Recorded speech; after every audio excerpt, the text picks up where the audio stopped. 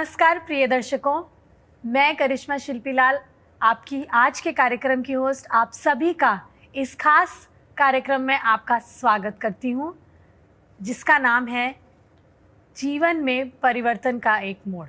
और आज फिर से हमारे बीच में एक खास मेहमान है जिनके जीवन की कहानी के द्वारा हम उम्मीद करते हैं कि हम आशीष पाएंगे, जो एक हिंदू परिवार से होते हुए, जो उनके दादा हिंदू परिवार से थे और किस तरीके से उन्होंने मसीही जीवन की खोज की। इससे पहले हम आगे बढ़े, हम पवित्र शास्त्र से एक वर्स पढ़ेंगे, वचन में जाएंगे।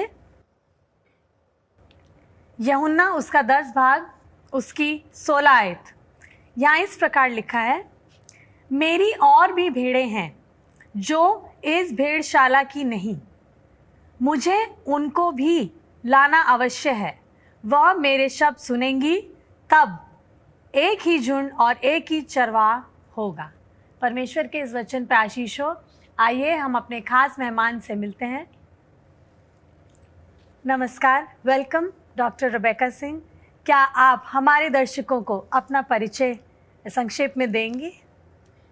मेरा नाम डॉक्टर रेबेका सिंह है और मैं जो हूँ रिटायर हुई हूँ वुमेन्स मिनिस्ट्री डायरेक्टर के तौर पे अपर गंजी सेक्शन से, और अभी मैं स्कूल में सेवा दे रही हूँ अपनी टीचिंग के लिए। और मैं स्टूडेंट्स के साथ मैं उनसे डील करती हूँ और बड़ा अच्छा लगता है मुझे उनके साथ, क्योंकि रिटायर्ड लाइफ जो है एक ऐसी लाइफ है कि, लेकिन अब मुझे बड़ा अच्छा लग रहा है कि मैं अपने आप को जो हूँ मैंने व्यस्त रखा हुआ है। बहुत अच्छी बात है कि आप परमेश्वर की सेवकाई में जुड़ी हुई हैं। और जैसे कि मैंने अभी दर्शकों से कहा कि आप एक ऐसे परिवार से हैं जहाँ आपके जो दादा परदादा हैं वो मसीह में नहीं थे। तो आज हमें बहुत ये इच्छुकता है जानने की कि कैसे आप, क्या हमारे साथ साझा करेंगे किस प्रकार आप मसीह को खोज पाए? ये मेरा सौभाग्य है कि मैं अभी प्रे कर रही थी कि मैंने ये जो अपनी टेस्टिमनी है मैं कभी नहीं दी है, और मैं पहली बार है जो मैं कि अपने परिवार के बारे में बताना मांग रही हूँ, जो कि मुझे मेरे शायद डैडी को बतानी चाहिए थी। ये हमारे दर्शकों का और हमारे इस चैनल का कार्यक्रम का सौभाग्य है कि हम ये सुन पाएंगे आज। और मैं अगर अपने परिवार के उसमें जाऊं, मेरे दादा जो थे वो साधु थे शादी से पहले। अच्छा। और शादी के बाद फिर जो है वो टूंडला के पास हमारा एक गांव है बीकानपुर, वहाँ पे वो लोग रहते थे जी। दादा मेरे रेलवे में काम करते थे और इस तरीके से हिंदू परिवार के साथ उनका था लगाव। और शादी के बाद भी उनका जो साधु का जो कमंडल और चिमटा और वो जो उनके सामान होते हैं वो उन्होंने अपनी बैठक में लगा रखा था। वो किस कास्ट से बिलोंग करते थे? मेरे दादा जो है, हम लोग चौहान परिवार से हैं। अच्छा जी। तो इटावा मैनपुरी के पास बेवर जगह है, हाँ जी, वहाँ से जो है मेरी डैडी के मेरी दादी थी। अच्छा। तो मेरे डैडी वहीं रहते थे और इस तरीके से फिर वो घर में आते हैं। और उनको शुरू से ही मेरे डैडी को लगाव नहीं था ये बुत परस्ती में। अच्छा। तो जैसे कि आपने पढ़ा कि मेरी अन्य भेड़ें हैं जी।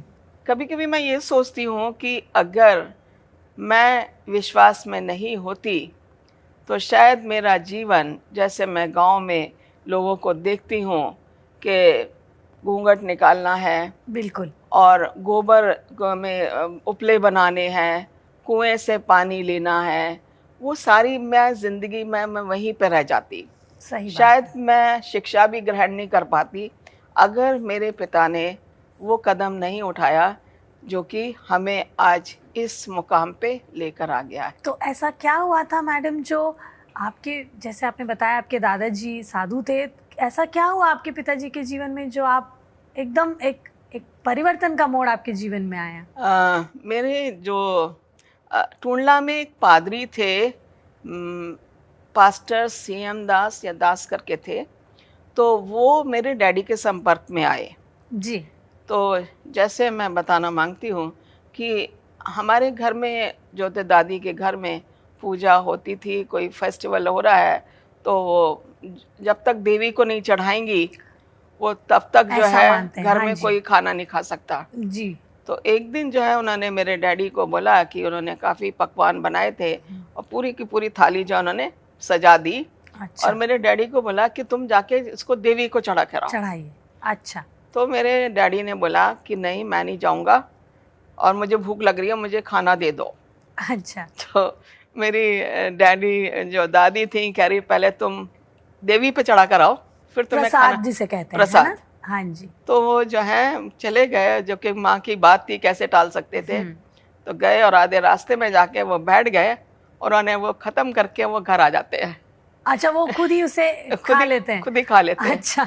तो वो देवी तक नहीं पहुंचता है, तो जो जैसे कि हम कहते हैं दुष्ट आत्मा, हाँ जी। है ना, तो उसने आके दादी को बताया कि तुम्हारे लड़के ने ऐसा किया है।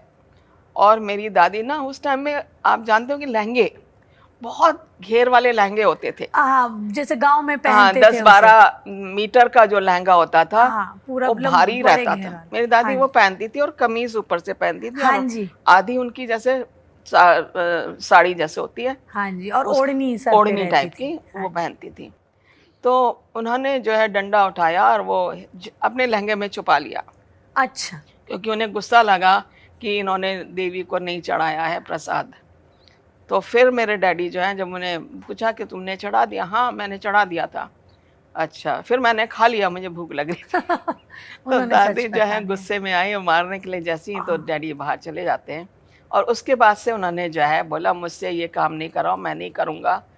फिर जब टूंडला में थे पास्टर दास, ये पंजाब के थे पादरी, जी।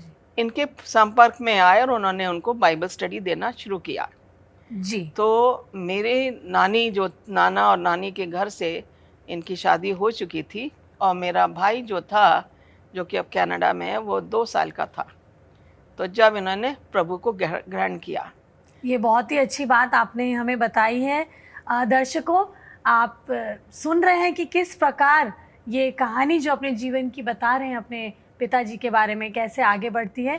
कहीं मत जाइएगा, हम आगे भी बढ़ेंगे, बने रहिए हमारे साथ। हम छोटे से ब्रेक के बाद लौटेंगे। प्रिय दर्शकों, आपका फिर से स्वागत है। जैसे कि हम डॉक्टर रेबेका की जीवन की इस कहानी के बारे में सुन रहे हैं, आइए हम आगे चलते हैं और उनसे पूछते हैं कि जब उनके माता पिता की शादी हो गई, फिर आगे क्या हुआ। मैडम बताइए आप हमें। जब उन दिनों में बचपन में शादी हो जाती थी, बहुत कम उम्र में। बहुत हाँ कम जी। उम्र में। जैसे मम्मी मेरी अगर 12-13 साल की, तो डैडी 15-16 साल के। जी। तो और हिंदू धर्म के हिसाब से और हिंदू हाँ, रीति रिवाज के हिसाब से जल्दी ही शादी होती थी शादी। जहाँ लड़की बड़ी हुई तो वो कहते थे शादी कर दो लड़की की। तो मम्मी की शादी, क्योंकि नाना जो थे हमारे, उनके पास बहुत ज़्यादा ज़मीन जायदाद थी और अकेले ही वो करते थे।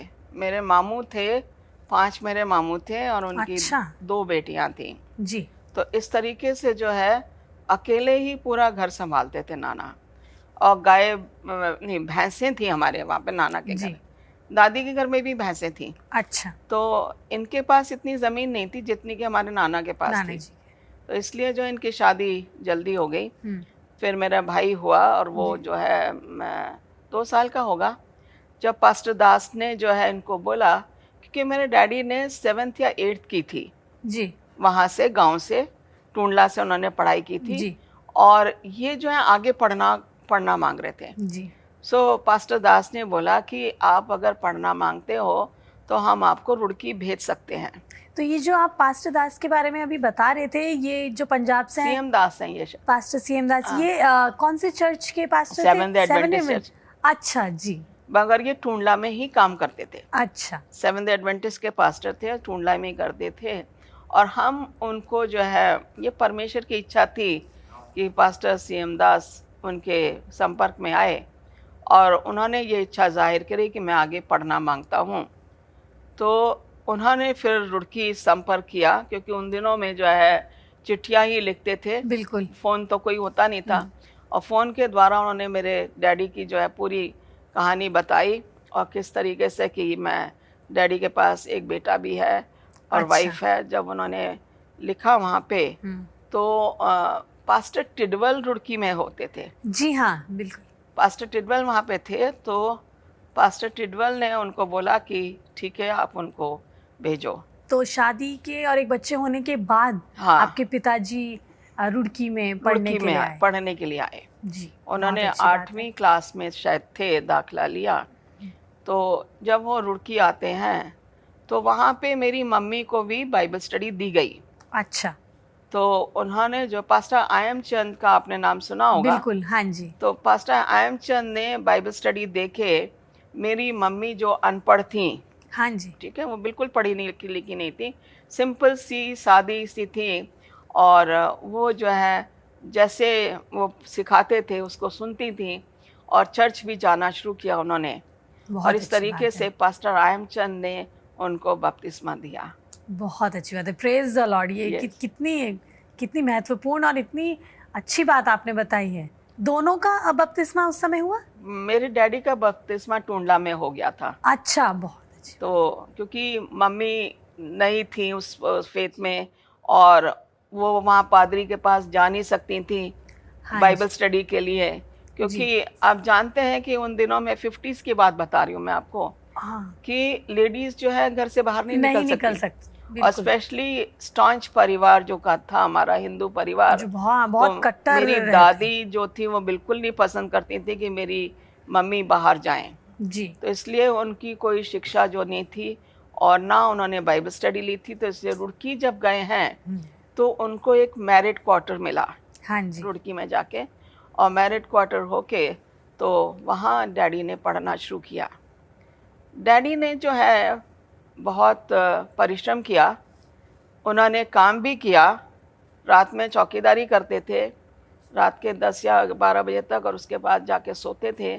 सुबह 4 बजे उठ के फिर पढ़ाई करते थे, बहुत बाइबल परिश्रम किया पढ़ते आपने थे पढ़ाई। और वो करते, क्योंकि मम्मी अकेले थी, मम्मी काम नहीं करती थी, बिल्कुल, क्योंकि उन दिनों तो लेडीज़ का काम करने का कोई वो ही नहीं था मौका, और करती भी तो पढ़ी लिखी भी नहीं थी। नहीं थी। तो फिर जो है मेरा भाई छोटा था, उसकी देखभाल भी करनी थी, लेकिन पास्टर टिडवल ने बहुत मदद की।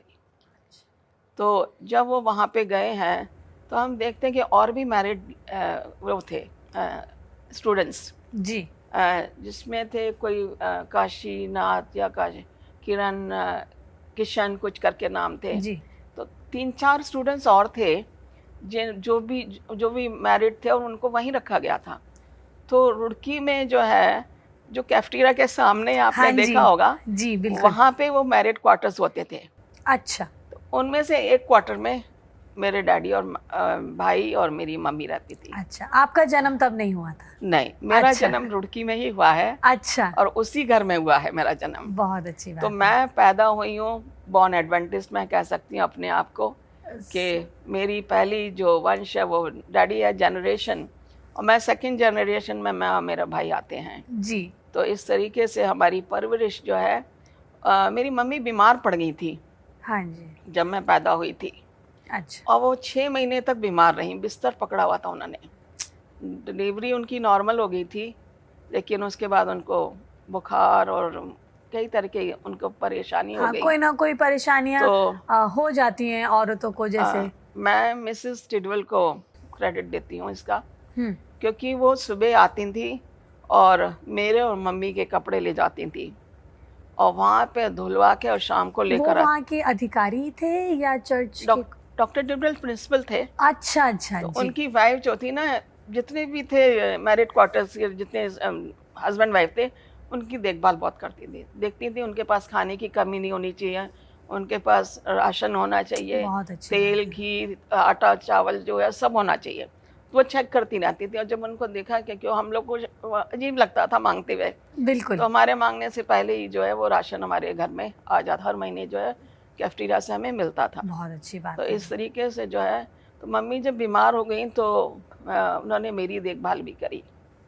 और मम्मी के लिए वो खाना बना के लाती थी, सूप बना के लाएंगी और तरह तरह के, और वो जो है मेरे सारे नैपकिन्स ले जाएंगी, कपड़े ले जाएंगी। ये कितनी हैरानगी की हाँ। बात है, क्योंकि अक्सर कोई कोई घर नहीं के करता। बाहर वाला कोई नहीं कोई नहीं करता। करता, लेकिन उन्होंने 6 महीने तक मम्मी और मेरी सेवा की।